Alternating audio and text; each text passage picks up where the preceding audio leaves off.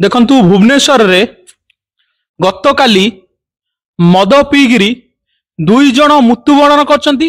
3 जन आहत होइछंती। भुवनेश्वर बागियार जगार जो मद पीगिरी लोक आहत होइछंती सरकार जो कहउथले मद बंद हबो किंतु मद बंद हबार नाही। निशा द्रव्य अधिका मात्रा रे व्यापीची। जो मद पी मृत्युवरण करिसंती भुवनेश्वर अंचल रे 2 जन आ 3 जन आहत होइछंती आईसीयू रे असंती। मु जहाँ खबर कागज रु पढ़िली बा मु जहाँ सुनिया पाइली वर्तमान भुवनेश्वर रे विषाक्त मद र चारियारे आडा जमीची एवं विषाक्त मद मध्य आपण जदि कहबे देखिबे ताहा आमे तो प्रथमे शुणुथिलु जे केवल हांडिया बा चाउली ताकू विषाक्त मद रूपे गणति करा जाउची किबा अन्य कोनोसी जहाँ कहंती माने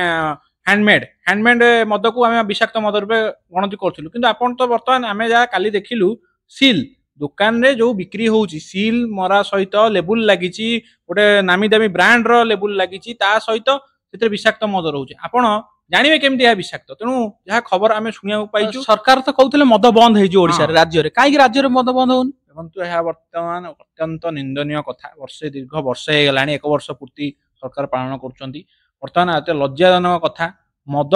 बंद तो करि पालने करबेन ताटु मद मन बंद तो हेलानी विषाक्त मदर काया विस्तार हे गला एवं लेबुल लोक माने एते दुकानी माने एते साहस कलेनी विषाक्त मद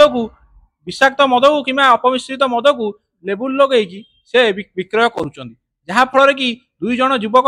मृत्युवरण करिसंती। परिवार सदस्य हिसाब से तांकर गोटे पुओ गोटे 2टी पुओ भेंडिया पुओ ए बयस रे अकाल मृत्युवरण कले कोन पई नहीं विषाक्त मद भी आपण जानिबे कि विषाक्त जेहेतु दुकान किणुचंदी आपण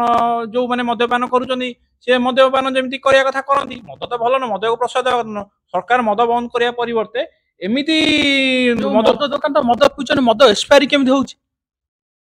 एथि पई अबकारी विभाग अछि। अबकारी विभाग करूची कोन अबकारी विभाग तनागना करिया दरकार जांच करिया दरकार। मु तो जदि आमे देखिया किंतु केते लोक प्राणहानि होउची तेनु कड़ाकड़ी हवा दरकार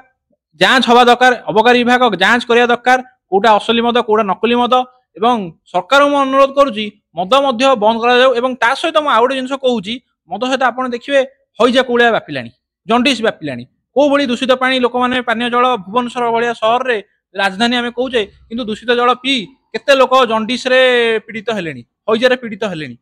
रोग सज्जा रे पडिचंती मृत्यु मुखरे मध्ये पडलेनी। सरकार आपति ध्यान देवा दरकार निश्चय सरकार भुवनेश्वर महानगर निगम प्रशासन कर्तृपक्ष विभागीय अधिकारी समस्ते ध्यान देवा दरकार लोक मान सचेतन कराया दरकार किपरि विशोधन आमे सरकार बाहावा नौचंदी डिंडिमा पिटुचंदी विशोधन पानीय जल आमे लोकଙ୍କୁ दउछु किंतु जदि पानीय जल दउचंदी विशोध पानीय जल एपरि घटना केमिति घटुची तंगु मो मतरे सरकार प्रशासन ए संक्रांत रे ध्यान देवा आवश्यक। भुवनेश्वर रु दुर्योधन खंडवाल रिपोर्ट सत्य प्रज्ञ न्यूज।